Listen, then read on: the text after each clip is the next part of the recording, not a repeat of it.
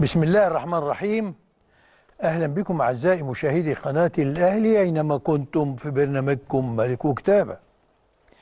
المناسب وغير المناسب والمكان.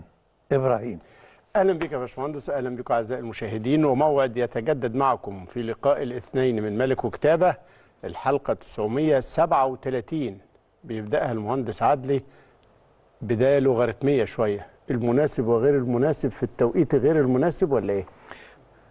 والمكان. والمكان. هناك مقولة أيوة. شديدة الحكمة. يقول لك الراجل المناسب في المكان المناسب. طيب. ما بيقولوش عكسها. ماذا لو الرجل غير المناسب في المكان الغير المناسب؟ يحصل ايه؟ ايه قيمة انك تحط الشخص المناسب في المكان المناسب؟ قيمتها انها المسألة مش مسألة كفاءة فقط او جدارة فقط او سوابق نجاح، لكن هي علاقة فيها كيمياء بين الشخص والمكان. كيمياء ثقافية. الاثنين عقلية واحدة، تربية واحدة، تقاليد واحدة، قيم واحدة. ولا أنا كفء بس لا هفهمك ولا هتفهمني، نظامي غير نظامك.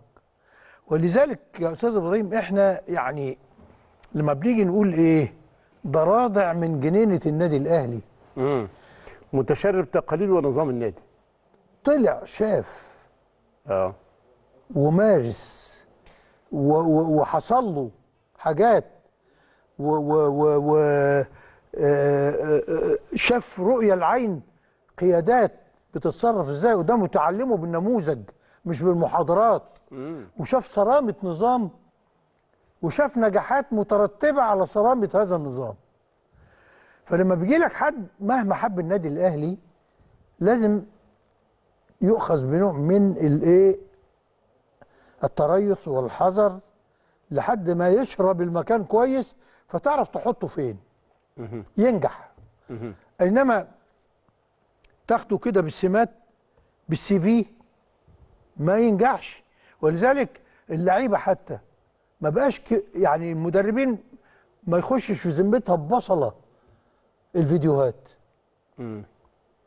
انا عايز اشوف له 5 6 7 ماتشات كامله مختلفه، واشوف بقى تقاريره النفسيه والطبيه والسلوكيه واصاباته والصحيه ودرجه تقبله للضغط والنظام.